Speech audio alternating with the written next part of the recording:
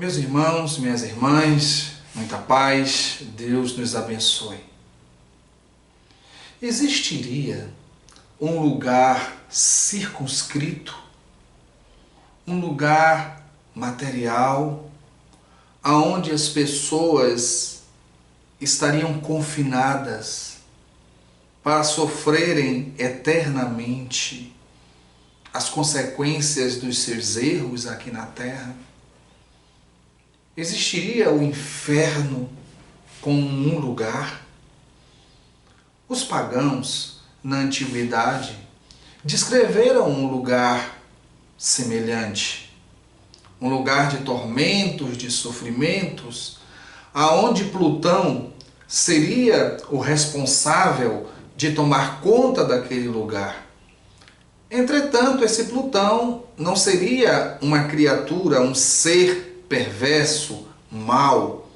Ele seria apenas aquele que tomava conta, o guardião daquele lugar de sofrimento, de dor e de pagamentos de delitos cometidos para sempre. Algumas correntes cristãs absorveram essa imagem e criaram a figura do inferno, o local inferno, e a figura de Satanás ou do diabo. Só que, na visão de algumas correntes cristãs, esse ser não seria apenas um ser para tomar conta daquele lugar de tormento. Ele seria também responsável por influenciar as pessoas a caírem, por levarem a pessoa ao erro, por levar as pessoas ao sofrimento, à dor.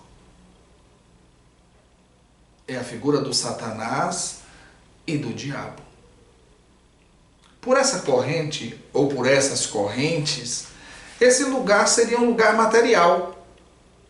Não seria apenas um tormento espiritual, seria um tormento físico também.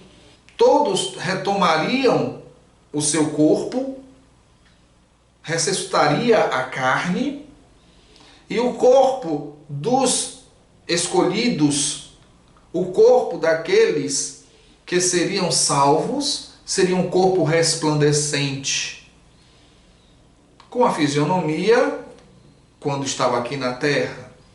E aqueles outros que se desviaram do caminho teriam um corpo deteriorado, um corpo destruído, um corpo totalmente deformado. Mas de qualquer forma, um corpo que seria levado para aquela zona de sofrimento e de dor eternos. O ser humano, ele tem uma necessidade de materializar tudo. Quando nós conversamos com vocês sobre Deus, nós lembramos que houve uma época da humanidade em que o homem materializou Deus. Criou os deuses de pedra, de bronze, de ouro, de madeira, de argila.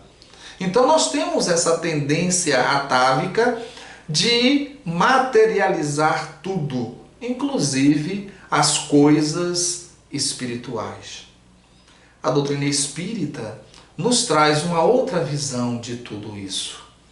Nos mostra que o inferno e o céu são estados de consciência, que através da lei da evolução, a criatura passa por estágios através das encarnações sucessivas, e ela vai construindo o seu próprio futuro, não havendo castigo irremediável, não havendo dores eternas, não havendo torturas, sejam elas espirituais ou físicas, que perdurariam para sempre. E nós fomos encontrar no Salmo, rebuscando os estudos, fomos buscar o Salmo 139, lá no versículo 8, ele traz um detalhe muito interessante, meus irmãos. Olha o que diz o Salmo. Se subir, esse Salmo, ele está falando sobre a presença de Deus na vida de cada um de nós. Então o salmista diz assim: se subir ao céu, lá tu estás, Deus. Se fizer no inferno a minha cama, eis que tu ali estás também. Ora, pelo salmista, Deus está conosco onde nós estivermos. Ele diz: se eu subir ao céu, lá tu estás. Mas se eu fizer no inferno a minha cama, ali estás também. Olha que coisa incrível. E se Deus está conosco nos infernos, não há inferno. Porque Deus está conosco. Eu sempre comentava com os amigos na adolescência, quando se falava sobre essa questão de inferno, eu sempre dizia o seguinte: se uma mãe, levando em consideração essa hipótese de inferno como um local, de céu como um local, e não como estados de consciência, eu conversava com os amigos, se uma mãe estiver no céu e ver que o filho está no inferno, ela vai estar feliz? Não. Então esse céu, para ela, lugar, local, não será um lugar de paz, porque interiormente ela estaria angustiada por saber que o filho está no inferno. E uma vez uma pessoa me disse: mas aí a pessoa esquece quem foram os parentes, esquece de tudo. Eu digo: então não adiantou nada a vida. Se for dessa forma, não adiantou nada a vida. Se você esquece de tudo e fica no céu, nas beatitudes, deitado numa poltrona, comendo uvas, maçãs, não adiantaria de nada se você não tem um passado para lembrar e guardar todas as experiências vividas. Não é verdade? Em outro momento eu dizia: aquele que ama, ele busca quem sofre. E se o inferno fosse realmente um local, não haveria local mais propício para aqueles que amam atuarem, irem ao socorro daqueles que estivessem lá. Por isso que o salmista, ele diz: se eu fizer minha cama no inferno, o Senhor vai estar. Porque Deus está em toda parte. E os mensageiros do amor também estarão em toda parte. E o purgatório? Criaram também um purgatório. Criaram céu, inferno, e aí pensaram: mas se a pessoa fez bem, fez mal e está sem saber para onde vai ser direcionada, bota no purgatório, onde ela vai expurgar lá naquele lugar. Vai nós materializando novamente. A doutrina espírita, ela nos mostra que a Terra é um lugar de purgação. Aqui na Terra, nós experimentamos dores físicas, nós experimentamos dores morais, nós experimentamos situações que mexem com o nosso psiquismo e mexem com a nossa vida. Aqui é um lugar de purgação, porque ainda é um mundo de provas e expiações. E no mundo espiritual, o purgar é o arcar com os remorsos muitas vezes, com o arrependimento das próprias atitudes, com as consequências dos atos delituosos. Mas não é uma situação permanente. Jesus dizia: nenhuma das minhas ovelhas se perderá. Jesus dizia isso.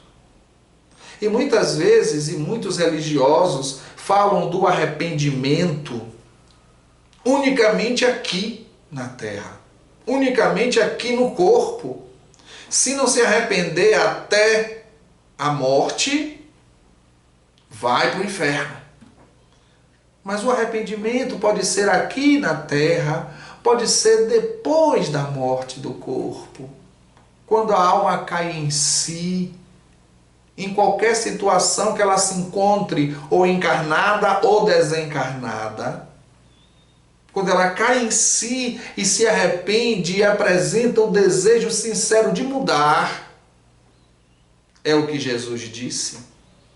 Há uma festa no reino de Deus quando um pecador se arrepende, muito mais do que quando um justo, que já está lá. O justo já está lá. Mas há uma festa grande quando o pecador se arrepende. É aquela história que Jesus conta do homem que tinha 100 ovelhas. E uma se desgarrou. E ele vai buscar aquela que se desgarrou e coloca no ombro quando a encontra e volta feliz para comemorar com os amigos. É o filho pródigo da parábola que Jesus nos conta.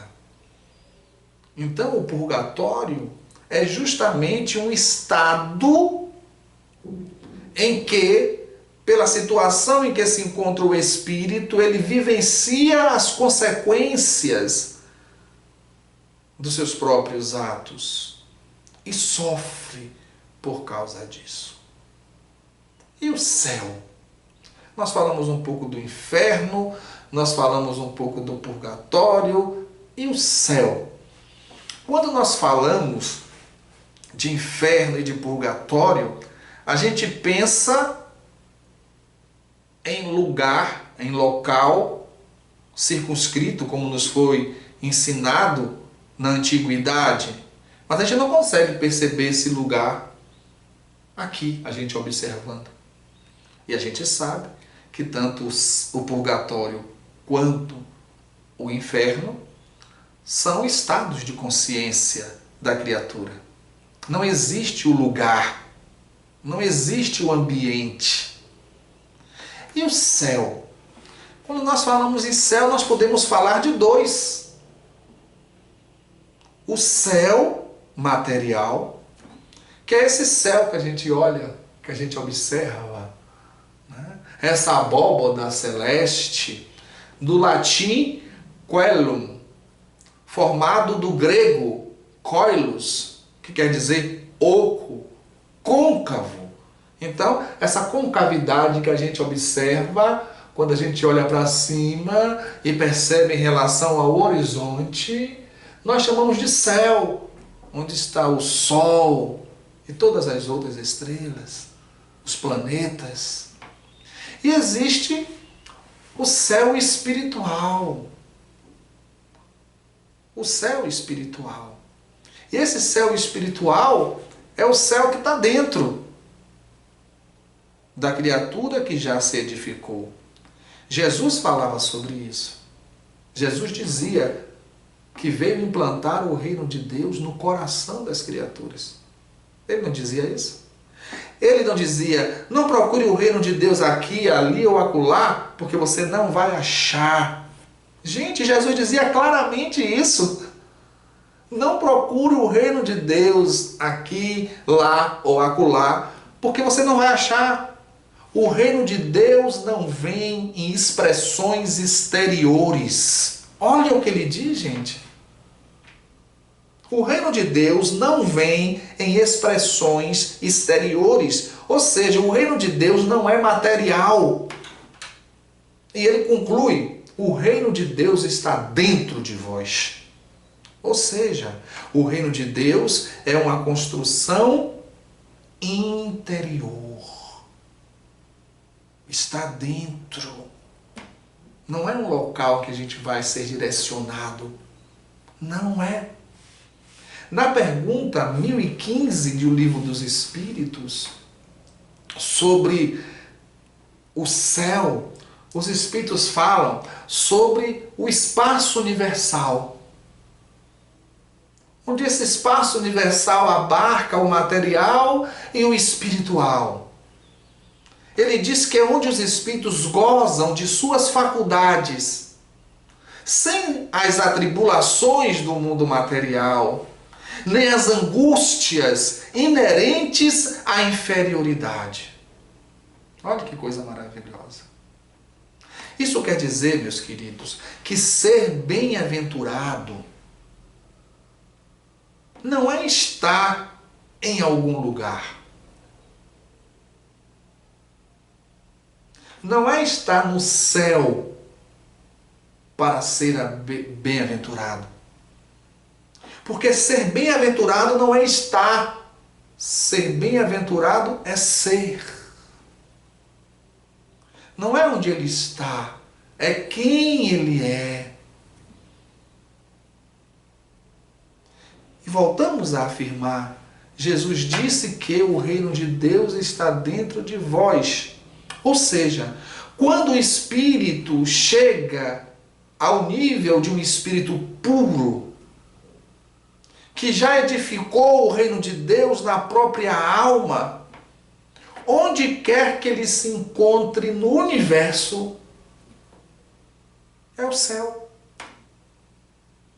E ele pode se transportar na velocidade do pensamento de um lugar para o outro e estará no céu. Porque o céu está nele. É o próprio ser. Ele está no céu.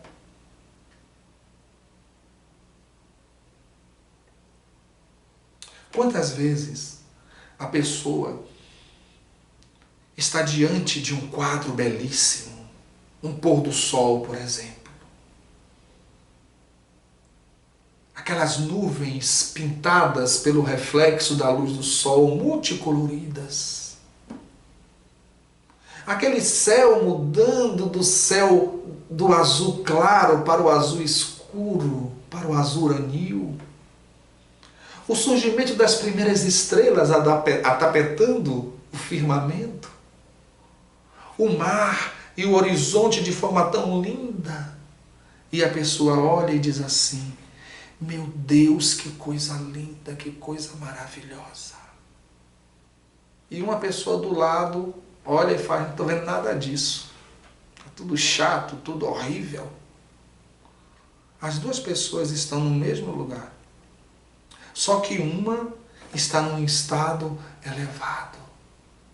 Para ela aquilo é maravilhoso, é o céu.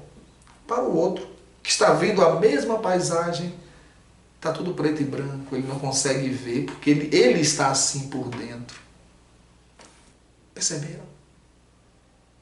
Por isso Jesus disse, o reino de Deus está dentro de vós. Então não existe inferno, purgatório e céu, no sentido de um lugar para onde os céus bons irão para viver lá para sempre.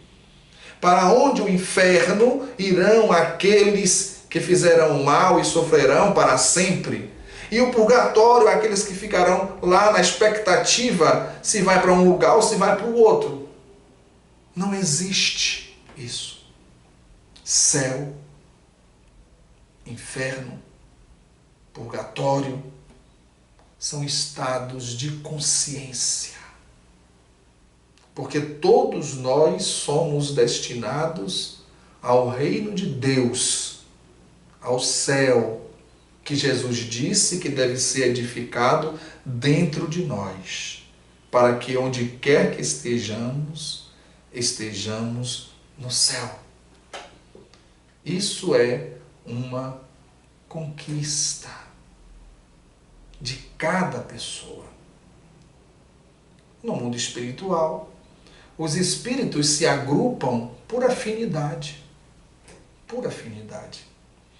E as obras complementares, principalmente as obras psicografadas por Chico Xavier, por Divaldo Franco, por João Nunes Maia, por Ivone Pereira, por Zilda Gama, por outros companheiros espirituais. Muitas dessas obras falam do mundo espiritual e algumas delas falam sobre colônias espirituais e zonas de sofrimento temporárias. Todas essas duas situações são temporárias. Eles falam, os espíritos, que no mundo espiritual, os espíritos elevados, bondosos, eles criam, através de um pensamento equilibrado, através de um sentimento dignificado, divino, eles criam verdadeiras regiões, verdadeiras colônias espirituais, que são zonas de transição para espíritos que ainda necessitam reencarnar. Então são regiões onde esses espíritos passam o período entre uma encarnação e outra encarnação, até retornar ao mundo material, corporal, até chegar ao nível de não precisar mais reencarnar e ter o universo inteiro diante de si. E muitas vezes esses livros, eles falam também de zonas de sofrimento. Evidentemente, essas zonas de sofrimento não são criadas por espíritos nobres. Nós sabemos que existe em nós, espíritos, seja encarnados ou desencarnados, 3 forças: o pensamento, o sentimento e a vontade.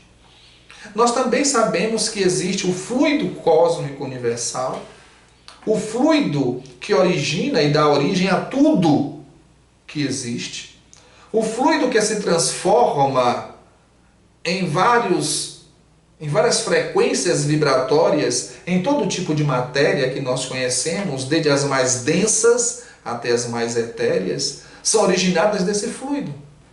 E como nós falamos que os espíritos muitas vezes se agregam, se unem pela simpatia, se unem pelo padrão vibratório, pelo nível de pensamento e de sentimentos, muitas vezes espíritos altamente desequilibrados, perversos muitas vezes, maldosos muitas vezes, eles se agregam, eles se unem. E através do pensamento desequilibrado, através do sentimento desequilibrado, eles plasmam essas imagens infernais de ambientes, utilizando do fluido, sem se aperceberem disso.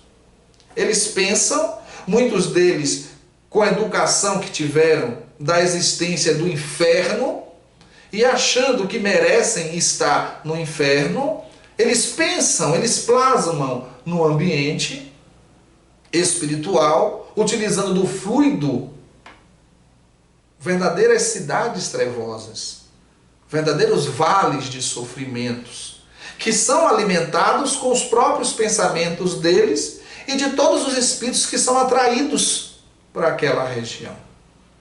Então, esses livros complementares da codificação, na sua maioria psicografados, eles trazem essas informações dessas colônias e de vários níveis de colônias para receber os vários níveis de espíritos que ainda necessitam da reencarnação e dessas zonas inferiores que as pessoas chamam de umbral, né? Dessas zonas de sofrimento. Tanto as colônias espirituais como essas zonas de sofrimento são transitórios. Ninguém vai ficar lá para sempre. Porque no progresso e à medida que se evolui a criatura, não se necessita mais dessas aparências materiais. O estado do espírito puro é o estado onde a matéria que nós conhecemos não existe. Eles não necessitam dessa matéria. Eles transitam até por esses mundos que nós observamos, mas para eles, existir esse mundo material ou não existir, dá no mesmo. Porque o mundo causal é o mundo espiritual. Isso aqui é aparência. Então, para fechar nosso bate-papo de hoje, nós sabemos que céu, inferno e purgatório são estados de consciência. Sabemos que não existe o diabo como um ser que estará permanentemente voltado ao mal, porque todos os espíritos evoluem e todos os espíritos serão espíritos puros, anjos, algum dia. Inclusive aqueles que podem ter aparência demoníaca. Ninguém estará voltado para o mal para sempre. A fatalidade é a felicidade, é a luz, é a paz.